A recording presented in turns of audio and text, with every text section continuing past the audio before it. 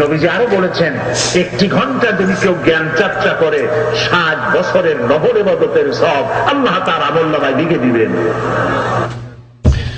সাইদি সাহেব সম্মিলিত বিদাতি দুরুদ্দ করাচ্ছেন, কিন্তু লক্ষ্য করলেন কিনা, আরো আসবে হয়তো, যে বারবার বলছেন নবীজি বলেছেন, নবীজি বলেছেন, রসুল্লাহ বলেছেন, নবীজি বলেছেন, আর বখিলি করেছেন সাল্লাল্লাহু আলাইহি ওয়াসাল্লাম বলছেন না। আমাদের বক্তব্যে ইনশাআল্লাহ তাআলা হয়তো পাবেন না, ইল্লা মাশাআল্লাহ, ইল্লা মাশাআল্লাহ, আল্লাহর উপর ছেড়ে দিতে হবে।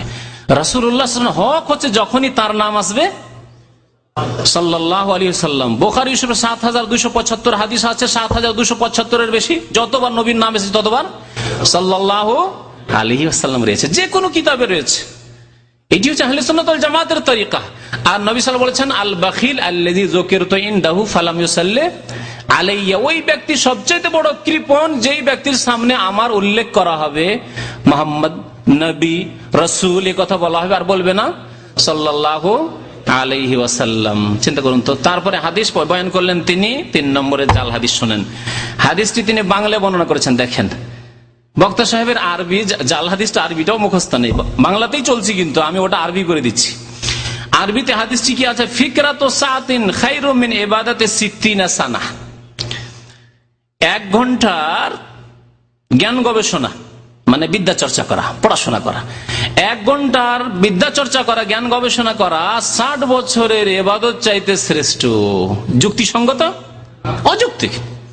60 বছর একজন লোক, সাধারণ পরেশগার মানুষ, ইবাদত বন্দেগী, সবসময় ইবাদত বন্দেগী করছে, কোন রকম একটু খাই দেয় আর তারপরে ইবাদত বন্দেগী করে। আর একজন মানুষ 1 ঘন্টা পড়াশোনা করলো, সেই ব্যক্তি শ্রেষ্ঠ হয়ে গেল। এত অযৌক্তিক দিন। নিঃসন্দেহে এলেম চর্চা করা নফল ইবাদত চাইতে উত্তম, কিন্তু সেজন্য 60 বছরের ইবাদত একদিকে আর একদিকে 1 ঘন্টা রাখবেন। এইরকম যদি রাখেন যে 1 ঘন্টা একজন পড়াশোনা করছে কোরআন হাদিস তাফসীর আর ফিকহ, এসব পড়াশোনা করছে, আল্লাহ এবং রাসূলের দ্বীন জানছে, নিয়ে আসা দ্বীন, আর একজন ইবাদত বন্দেগী তাহাজ্জুদ পড়ছে, যতক্ষণ এই লোকটা তাহাজ্জুদ পড়ে পড়তে থাকলো, তাহলে কে বেশি নেকি পাবে? যে পড়াশোনা করে, এলেম চর্চা করে, সে বেশি নেকি পাবে। একজন বক্তব্য করেছে, মানুষকে দ্বীন শেখাচ্ছে, আর আরেকজন ওই সময় নফল নামাজ পড়ছে, কে বেশি নাকি পাবে? যে দিন শিখছে বা শেখাচ্ছে। মসজিদে অনেক সময় বক্তব্য শুরু হচ্ছে আপনার ভাষায়, আর কিছু লোক সুন্নত পড়া শুরু করছেন, ও সুন্নত পড়লে আরেকজন বক্তব্য শুনলো, কে বেশি নাকি পাবে? যে শুনলো, দিনের কথা শুনলো। কারণ এলম হাসিল করলে সে এলমটা শিখে গিয়ে নিজের স্ত্রীকে শেখাতে পারবে, আরে এই মাসালা শিখে আসলাম, ছেলে মেয়েকে শেখাতে পারবে, দেশের লোক এলাকাকে শেখাতে পারবে। কিন্তু এই লোক নামাজি লোক, জাহেল মূর্খকে মূর্খই থেকে যাবে ওই অবস্থায়, যদি ওই এলেম না থাকে। অনেকগুলি নতুন কথা হচ্ছে, ও শুনছে না, নামাজ পড়তে আসে বা চলে গেল, ওইটা আমি নফল পড়বো বাসায় গিয়ে। তাহলে যদি বলতো যে একদিকে রাখেন এলেম চর্চা আর একদিকে রাখেন নফল ইবাদত, তাহলে নফল ইবাদত নামাজ রোজা করার চাইতে, নফল নামাজ রোজার চাইতে কি এলেম শিখা বেশি নেকি রাখে। কিন্তু একদিকে 60 বছর নফল ইবাদত, একদিকে 1 ঘন্টা শুধু জ্ঞান গবেষণা উত্তম হয়ে যাবে। এটি হচ্ছে ডাহা মিথ্যা কথা, যুক্তির দিক দিয়ে আর এলিমের দিক দিয়ে। দেখেন এই তদন্ত করে আল্লামা আলবানী রহমতুল্লাহ আলাইহি সিলসিলা দাইফা মাওজুআহ যে সিরিজ, প্রথম খণ্ড 322 পৃষ্ঠায় বলছেন মওজু, হাদিসটি হচ্ছে জাল, মওজু। হাদিস কোথায় রয়েছে? এমন কিতাবে রয়েছে যে জীবনেও নাম শুনেননি। আখরাজাহু আবু শেখ নামক এক ব্যক্তি, আল আজমা কিতাব তার রয়েছে, তাতে রয়েছে। বুখারী, মুসলিম, আবু দাউদ, নাসাঈ, তিরমিজি, ইবনে মাজাহ, বাইহাকি, দারাকুতনি, ইবনে হিব্বান, মুস্তাদরাক হাকিম, আত-তাহাউই, মানুল আসার, মুশকিলুল আসার, কোন কিতাবে নেই, কোন কিতাবে নেই হাদিসের। এই কিতাবে আছে। তারপরে শোনেন, ইবনুল জাওজি আল মওজুআতে উল্লেখ করেছেন। এই জন্য আগে বলেছি যে কমের পক্ষে আল মওজুআত কিতাবটি ইবনুল জাওজির প্রসিদ্ধ। আমাদের দেশে আলেম যারা ভালো, মোটামুটি ভালো আলেম, তারা এই কিতাবের নাম জানে। যদি তার কাছে এই কিতাবটিও থাকতো আর তিনি বলছেন আমি পড়াশোনা করেই বলি, একটু পড়াশোনা করতেন, তাহলে জানতেন যে এটি মওজু। আল মওজুআত কিতাব ইবনুল জাওজির তার 3য় খণ্ড 144 পৃষ্ঠায় রয়েছে এই জাল হাদিস।